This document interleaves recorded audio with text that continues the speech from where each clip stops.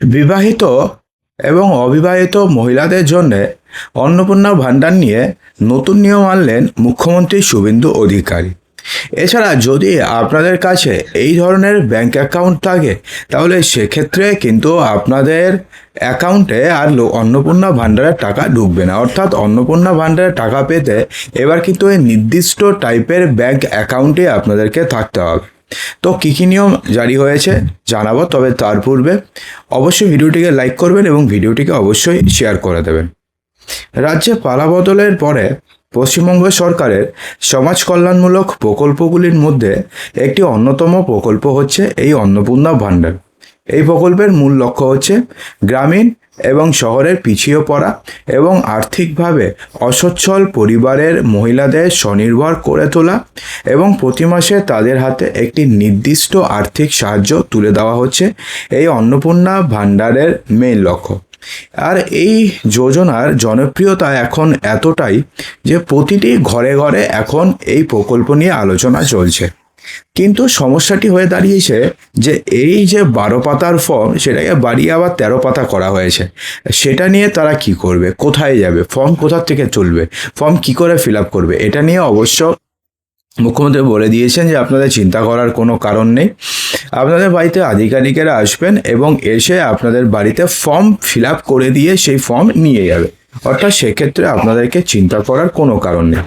কিন্তু এখন আরও একটা প্রশ্ন থেকে গেছে যে একই পরিবারে যদি একাধিক যোগ্য মহিলা থাকেন, অর্থাৎ ধরুন আপনার মা রয়েছে, আপনার বোন রয়েছে, আপনার ওয়াইফ রয়েছে, তো 3 জন যোগ্য মহিলা থাকেন, তবে তারা কি প্রত্যেকেই এই অন্নপূর্ণা ভাণ্ডারে টাকা পাবেন, নাকি একটি পরিবারের কেবলমাত্র একজন মহিলাই এই অন্নপূর্ণা ভাণ্ডারে টাকা পাবেন? দেখুন, সরকারি নির্দেশিকা এবং যোগ্যতা সেটা তো আপনারা সবাই জানেন। তো এখন দেখুন, একটি পরিবারে বিভিন্ন সম্পর্কের মহিলারা থাকতে পারে। যেমন ধরুন মেয়ে থাকতে পারে, মা থাকতে পারে, শাশুড়ি থাকতে পারে, অথবা পুত্রবধূ থাকতে পারে। অর্থাৎ ধরুন আপনাদের পরিবারে 3 জন ধরুন লক্ষ্মীর ভাণ্ডারে টাকা পেত এবং 3 জন ধরুন অন্নপূর্ণা ভাণ্ডারেরও টাকা পাবে। তার মধ্যে একজন ধরুন রয়েছে আপনার মা, একজন ধরুন রয়েছে আপনার বোন এবং একজন ধরুন রয়েছে আপনার ওয়াইফ, অর্থাৎ 3 জন যোগ্য রয়েছে। সরকারি নিয়ম অনুসারে কোনো পরিবারে অবিবাহিত কন্যা যার বয়স 25 বছর পার হয়ে গেছে, কারণ এই প্রকল্পের যে বয়সসীমা রয়েছে সেটা 25 বছর থেকে 60 বছর পর্যন্ত। তো সেক্ষেত্রে যার বয়স 25 বছর পার হয়ে গেছে তিনিও এই প্রকল্পের জন্য সম্পূর্ণভাবে যোগ্য। আবার সেই পরিবারে যদি তার মা থাকেন অথবা যদি তার বৌদি থাকেন, তারাও আবেদন করতে পারবেন। অর্থাৎ বয়স যদি 25 বছরের বেশি হয়ে থাকে তাহলে তিনি আবেদন করতে পারবেন। বিবাহিত মহিলারা তাদের শ্বশুরবাড়ির ঠিকানায় আবেদন করতে পারবেন। আবার যদি কোনো কারণে তারা বাপের বাড়িতে সাময়িকভাবে বসবাস করেন, তবে সেখানকার নথির ভিত্তিতেও প্রক্রিয়াটিকে চালানো সম্ভব। অর্থাৎ ধরুন রয়েছে বাপের বাড়িতে থাকেন, তাহলে সেক্ষেত্রে তিনি বাপের বাড়ি থেকে আবেদন করবেন। আবার যদি শ্বশুর বাড়িতে থেকে থাকেন তাহলে তিনি শ্বশুর বাড়ির ঠিকানা থেকে আবেদন করবেন। অর্থাৎ এক্ষেত্রে একই পরিবারের 3 জন রয়েছে বলে তারা আবেদন করতে পারবে না এমন কিন্তু কোনো নেই।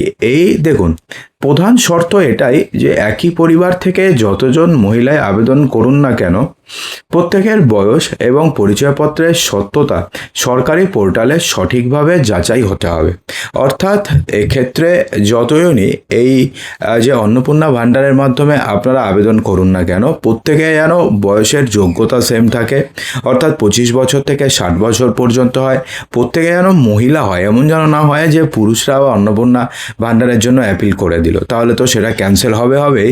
সেক্ষেত্রে তাকে কিন্তু জেল পর্যন্ত হতে পারে এবং তাকে কিন্তু যেই মাপকাঠি বা যেই শর্ত দেওয়া হয়েছে, যেমন ধরুন সরকারি চাকরি করা চলবে না, পেনশনার্স হলে চলবে না, তারপরে আইটিআর যদি ফাইল করে থাকে অর্থাৎ ইনকাম ট্যাক্স যদি তিনি দিয়ে থাকেন তাহলে তিনি এই প্রকল্পের জন্য কোনোভাবে আবেদন করতে পারবেন না। অর্থাৎ এই সমস্ত শর্ত তিনি যদি পূরণ করেন তাহলে সেক্ষেত্রে একই পরিবারে যতজন মহিলাই হোক না কেন তারা সবাই এই প্রকল্পের জন্য আবেদন করতে পারবেন। কোনো ভুয়ো তথ্য বা একটি তথ্য 2 জায়গায় ব্যবহার করলে আবেদনপত্র বাতিল হয়ে যাওয়ার সম্ভাবনা থাকবে এবং সর্বক্ষেত্রে কী হবে, শেষ ক্ষেত্রে আপনাদের কিন্তু জেল পর্যন্ত হতে পারে। ঠিক আছে, দেখুন, এক্ষেত্রে না আবার বলা হয়েছে যে ব্যাংক অ্যাকাউন্ট এবং নথিপত্রের প্রয়োজনীয়তা সম্পর্কেও কিন্তু বলা হয়েছে। অর্থাৎ এক বিশেষ ধরনের ব্যাংক অ্যাকাউন্ট যদি আপনাদের না থাকে, তাহলে সেক্ষেত্রে আপনারা লক্ষ্মীর ভাণ্ডারের টাকা পেয়েছেন, সেক্ষেত্রে কোনো সমস্যা হয়নি, কিন্তু অন্নপূর্ণা ভাণ্ডারের টাকা আপনি পাবেন না। এই জনকল্যাণমূলক প্রকল্পের সুবিধা সরাসরি উপভোক্তার হাতে পৌঁছে দেওয়ার জন্য রাজ্য সরকার ব্যাংকিং ব্যবস্থাকে বাধ্যতামূলক করেছে। একই পরিবারে দুজন মহিলা যখন আবেদন করবেন, তখন সবথেকে বড় যে বিষয়টিকে তাদের মাথায় রাখতে হবে তা হচ্ছে নিজস্ব ব্যাংক অ্যাকাউন্ট। এমনটা করবেন না যে ধরুন আপনার মা এবং ধরুন আপনার ওয়াইফ দুজনের নামে ধরুন একটা জয়েন্ট অ্যাকাউন্ট আপনি খুলে দিলেন, যেক্ষেত্রে মাও আছে ফার্স্ট অ্যাকাউন্ট হোল্ডার, ধরুন ওয়াইফ ধরুন সেকেন্ড অ্যাকাউন্ট হোল্ডার। তো সেক্ষেত্রে মার যখন আপনি আবেদন করলেন তখন আপনি ওই অ্যাকাউন্ট দিলেন, কারণ ওক্ষেত্রে আপনার মার নাম রয়েছে, এবং যখন আপনি স্ত্রীর জন্য আবেদন করলেন তখন আপনি ওই অ্যাকাউন্ট নাম্বারই দিলেন, কারণ ওখানে আপনার স্ত্রীর নামও রয়েছে। এটা করলে কিন্তু আপনাদের আবেদন বাতিল হয়ে যাবে। তাহলে বুদ্ধি কী রয়েছে দেখুন, অনেকে মনে করেন যে পরিবারের একটিমাত্র জয়েন্ট অ্যাকাউন্টের মাধ্যমে দুজনের টাকা চলে আসবে, কিন্তু এই ধারণাটি সম্পূর্ণভাবে ভুল। সরকারি নিয়ম অনুসারে প্রত্যেক আবেদনকারী মহিলার নিজস্ব নামে একটি একক অ্যাকাউন্ট অর্থাৎ সিঙ্গেল ব্যাংক অ্যাকাউন্ট থাকাটা বাধ্যতামূলক। এবং এমন না অনেক ক্ষেত্রে হয়েছে লক্ষ্মীর ভাণ্ডারের ক্ষেত্রে যে জয়েন্ট অ্যাকাউন্টেও কিন্তু লক্ষ্মীর ভাণ্ডারের টাকা ঢুকে গেছে। অর্থাৎ ধরুন আপনার সাথে আপনার হাজব্যান্ডের জয়েন্ট অ্যাকাউন্ট রয়েছে, সেই অ্যাকাউন্টেও লক্ষ্মীর ভাণ্ডারের টাকা ঢুকে গেছে। কিন্তু অন্নপূর্ণা ভাণ্ডারের ক্ষেত্রে কিন্তু এমনটা হওয়ার সম্ভাবনা খুবই কম, কারণ যাচাইকরণটা খুব হাই লেভেলের হচ্ছে।